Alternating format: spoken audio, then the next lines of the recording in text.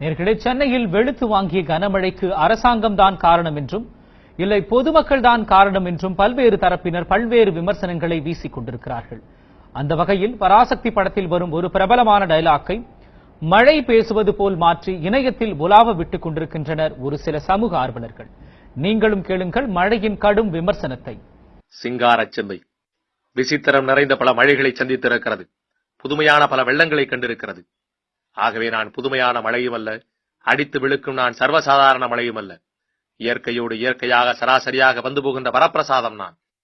சென்னையிலே கனமழை பொழிந்தேன், வெள்ளத்தை விளைவித்தேன், குற்றம் சாட்டப்பட்டிருக்கிறேன். இப்படியெல்லாம் நீங்கள் எதிர்பார்ப்பீர்கள் நான் இதையெல்லாம் மறுக்கப் போகிறேன் என்று. இல்லை, நிச்சயமாக இல்லை. கனமழை பொழிந்தேன் உங்களை வெள்ளத்தில் மிதக்கவிட வேண்டும் என்பதற்காக அல்ல. ஏரிகள் குளங்கள் யூனிவர்சிட்டிகளாகவும் அபார்ட்மெண்ட்டுகளாகவும் மாறிவிட்டதே என்பதற்காக வெள்ளத்தில் மிதக்க விட்டேன். நீங்களெல்லாம் படகில் ஒய்யாரமாக பயணம் செய்து செல்ஃபி எடுக்க வேண்டும் என்பதற்காக அல்ல. நான் செல்ல வேண்டிய இடங்களை எல்லாம் நயவஞ்சகர்கள் ஆக்கிரமித்து விட்டார்கள் என்பதற்காக. உனக்கேன் இவ்வளவு அக்கறை? இயற்கையில் யாருக்குமே இல்லாத அக்கறை என்று கேட்பீர்கள். நானே பாதிக்கப்பட்டேன். சுயநலம் என்பீர்கள். என் சுயநலத்தில் பொதுநலமும் கலந்திருக்கிறது. உங்களிடம் இவ்வளவு திட்டு வாங்கிக் கொண்டும் மீண்டும் மீண்டும் பொழிந்து கொண்டிருக்கின்றனே என்னை போல. என்னை குற்றவாளி குற்றவாளி என்கிறீர்களே. இந்த குற்றவாளியின் வாழ்க்கை பாதையில் சற்று தூரம் பின்னோக்கி நடந்து பார்த்தால் நான் ஓடி வந்த சென்னையின் ஏரி குளங்கள் எவ்வளவு என்று கணக்கு பார்க்க முடியும். ஓடி வர பாதைகள் இல்லை என் வழியில். பிளாட்டுகள் நிறைந்திருக்கின்றன. ஏரிகளை விட்டு வெளியேறியதில்லை நான். ஆனால் பிளாட்டுகளை இப்போது தாண்டி இருக்கிறேன்.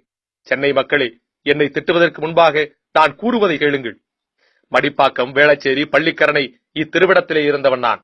இருக்க ஒரு ஏரியா, இப்போது இருப்பது ஒரு ஏரியா. இயற்கையின் தலையெழுத்துக்கு நான் என்ன விதிவிலக்கா? யார் செய்த தவறுக்காக நீ கனமழை புரிந்து விட்டு நீயே வக்கீலாக வாதாடுகிறாய்? யார் வழக்கிற்கும் இல்லை. இதுவும் என் வழக்குத்தான். என் சுயநலத்தில் கலந்துள்ள பொதுநல வழக்கு. ஏரிகளையும் குளங்களையும் அழித்துவிட்டு வீடுகள், அபார்ட்மெண்ட், யூனிவர்சிட்டிகள் கட்டிய ஆக்கிரமிப்பாளர்களுக்கு நான் புத்தியை புகட்ட கனமழை பொழிந்ததில் என்ன தவறு? நான் கனமழை பொழிந்தது ஒரு குற்றம், வெள்ளத்தில் மிதக்கப்பட்டது ஒரு குற்றம். இத்தனை குற்றங்களுக்கும் யார் காரணம்? என்னை சென்னை முழுவதும் சுற்றித் திரிய விட்டது யார் குற்றம்? இயற்கையின் குற்றமா? இல்லை, இயற்கையை ஓரங்கட்டி 1000 ஏரிகள் குளங்களை தூர்த்துவிட்டு கட்டிய மக்களின் குற்றமா? ஏரிகள் குளங்களை எல்லாம் யூனிவர்சிட்டிகள் கட்டியது யார் குற்றம்? என் குற்றமா? அல்லது நான் வரவே மாட்டேன் என்று நினைத்து தூர்த்திய கயவர்கள் குற்றமா? இக்குற்றங்கள் களையப்படும் வரை மலைகளும் ரமணர்களும் குறையப் போவதில்லை. இதுதான் எனது பயணத்தில் எந்த பக்கம் புரட்டி பார்த்தாலும் காணப்படும் பாடம், பகுத்தறிவு, பயனுள்ள இயற்கை தத்துவம்.